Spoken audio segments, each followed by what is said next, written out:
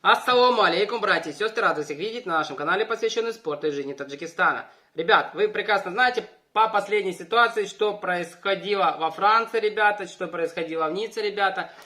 Высказывание президента Макрона, президента Франции. И вот сегодня, ребята, попало одно видео, ребята, как, ребята, таджики и все мусульмане сегодня в Москве были против Макрона. Вы можете сейчас посмотреть данное видео.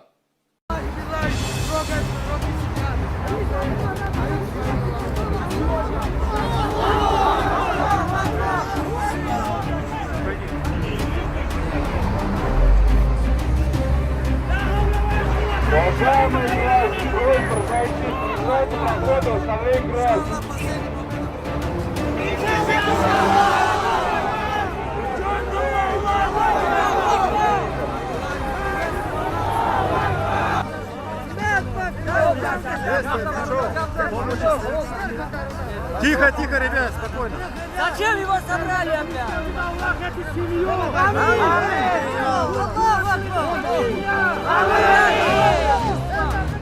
Враг человечества!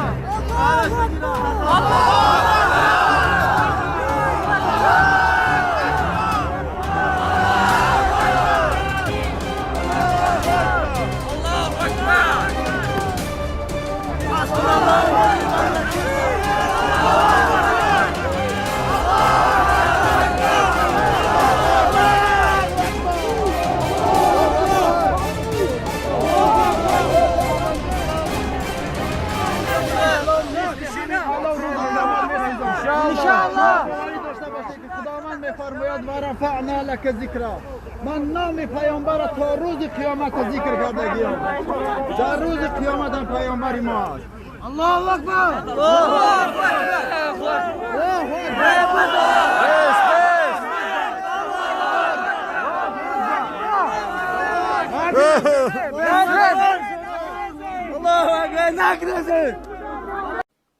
Ребят, дальше давайте послушаем мнение эксперта. Слова, как говорит эксперт, слова Макрона об исламе восприняты мусульманами как вызов. Что мне понравилось в высказывании эксперта, это то, что он говорит, что во Франции, ребята, 6 миллионов мусульман, и то есть французскому обществу надо смириться с этим, и надо как бы жить и принять то, что не только французы живут во Франции, ребята, во Франции живут также и мусульмане.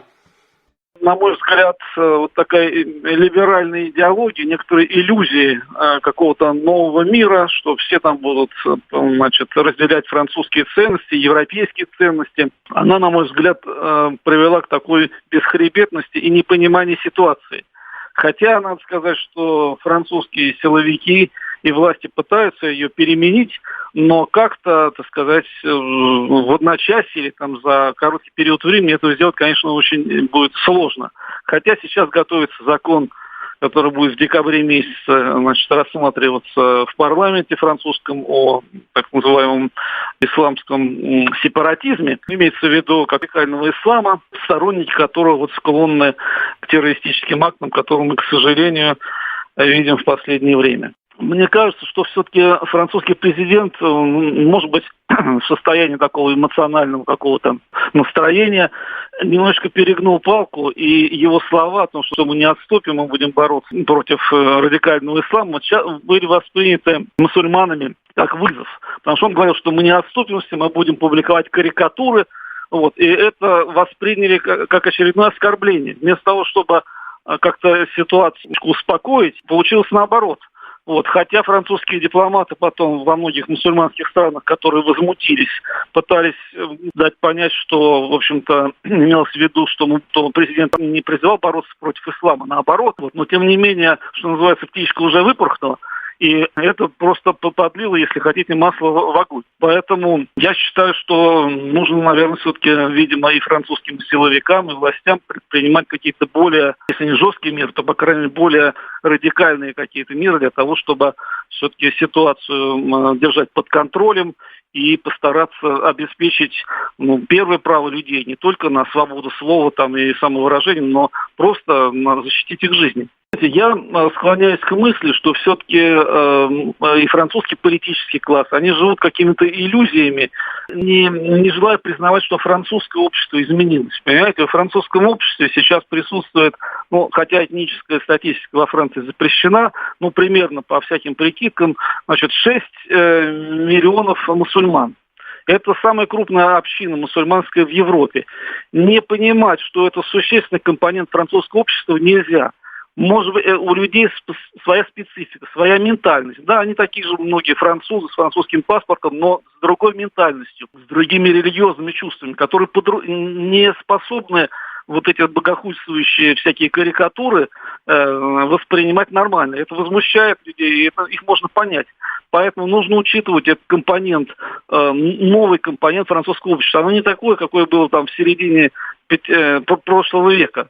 Понимаете, выросло новое поколение, информационные технологии, все изменилось, поэтому не учитывая специфику французского общества, немалую часть которого составляют французские мусульмане, на мой взгляд, Франция рискует вновь эти религиозные всплески, может быть, которые подстегивают каких-то фанатиков или неуравновешенных людей, рискует вновь, так сказать, столкнуться с такой же ситуацией. Вот такие ребят, дела. Пишите свои мнения в комментариях, что вы думаете по этой ситуации, как вы думаете это все разрешится. Также, ребят, высказывайте свое мнение от этой ситуации. Всем мира, добра, крепкого здоровья вам и вашим родным, ребята. Увидимся в новых роликах на канале.